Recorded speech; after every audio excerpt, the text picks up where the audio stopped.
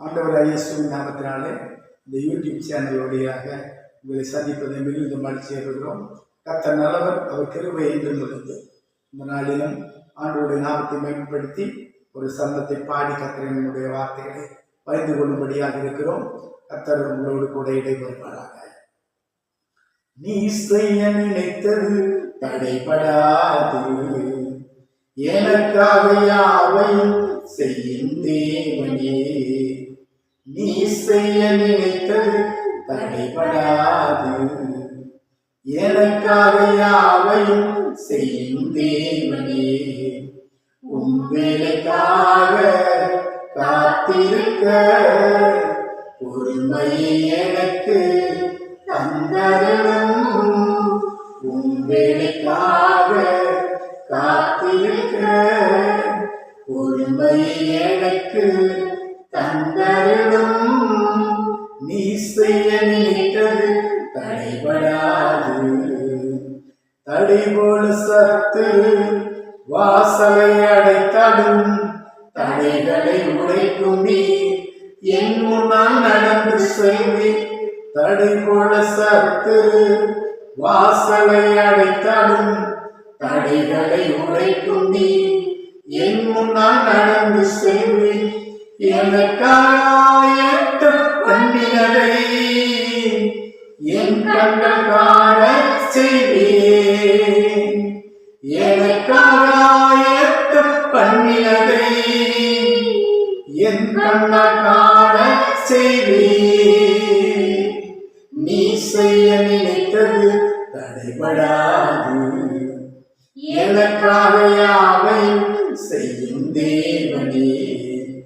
நீ செய்ய நினைத்தது தடைபடாது, எனக்காக யாவையும் செய்யும் தேவனே. வார்த்தைக்கு நிறைப்போம். இந்த யூடியூப் சேனல் வழியா உங்களை சந்திப்பதில் மிக்க மகிழ்ச்சி அடைகிறேன்.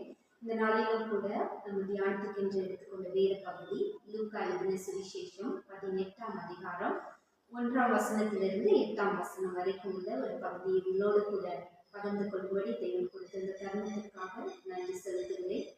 ஜபத்தை குறித்ததான ஆண்டவர் ஒரு காரியத்தை குறித்து பேசுகிறது பார்க்கிறோம். நம்ம சோர்ந்து போகாமல் எப்படி ஜெபிக்க வேண்டும். இன்னைக்கு நீங்க பல காரியங்களுக்காக ஜெபித்து சோர்ந்து போயிருக்கீங்களா? உங்களுடைய வாழ்க்கையில பல நன்மைகளை எதிர்பார்த்து அது வர தாமதமானதுனால நீங்க ஜெபிக்கிறதையே மறந்து போயிருக்கீங்களா? இன்றைக்கு ஆண்டவர் உங்களோடு கூட பேசுகிறார். சோர்ந்து போகாமல் எப்படி ஜெபிக்க வேண்டும், சோர்ந்து போகாமல் எப்பொழுதும் ஜெபம் பண்ண வேண்டும் என்பதை குறித்து அவர்களுக்கு அவர் ஒரு உவமையை சொன்னார். ஒரு பட்டணத்திலே ஒரு நியாயாதிபதி இருந்தான். அவன் தேவனுக்கு பயப்படாதவனும் மனுஷரை மதியாதவனுமாய் இருந்தான். அந்த பட்டணத்திலே ஒரு விதவையும் இருந்தாள். அவள் அவனிடத்தில் போய், எனக்கும் என் எதிராளிக்கும் இருக்கிற காரியத்தில் எனக்கு நியாயம் செய்ய வேண்டும் என்று விண்ணப்பம் பண்ணினான்.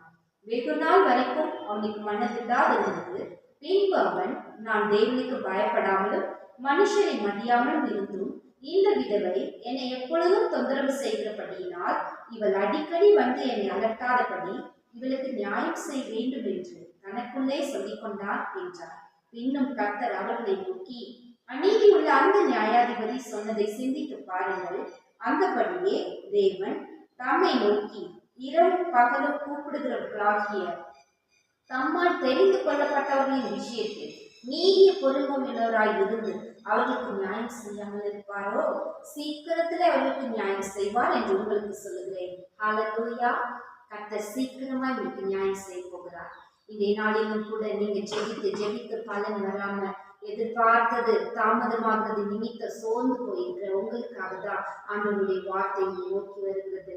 ஆண்டவர் நியாயம் செய்ய போகிறேன் என்று சொல்கிறார். ஹல்லேலூயா! அநேக நாட்களாக வியாதியோட இருக்கிறீங்களா? இந்த வியாதி எப்பொழுது எனக்கு சுகமாகும்?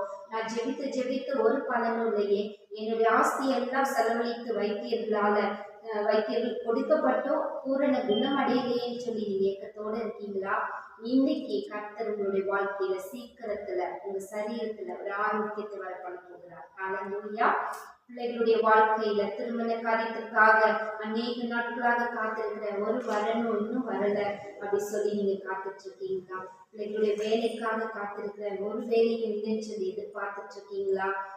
பிள்ளைங்களுடைய எதிர்கால வாழ்க்கை குறித்து பயந்துட்டு இருக்கீங்களா? இது எப்படி ஆகும்னு சொல்லி நீங்க எப்படி ஆகும்னு சொல்லி பயப்படுற காரியத்துல நீங்க ஆச்சரியப்படுற விதத்துல ஆண்டவர் உங்களுக்காக நியாயம் செய்ய போகிறார். கர்த்தருக்கு பயப்படாத ஒரு மனுஷன் இப்படியாக நியாயம் செய்வானால் அவரை நோக்கி இரவும் பகலும் கூப்பிடுகிறவர்களாகிய தம்மால் தெரிந்து கொள்ளப்பட்டவர்களுடைய விஷயத்தில் அவர் நீதி பொறுமை உள்ளவராயிருந்து சீக்கிரத்துல நியாயம் செய்வார். ஹல்லேலூயா.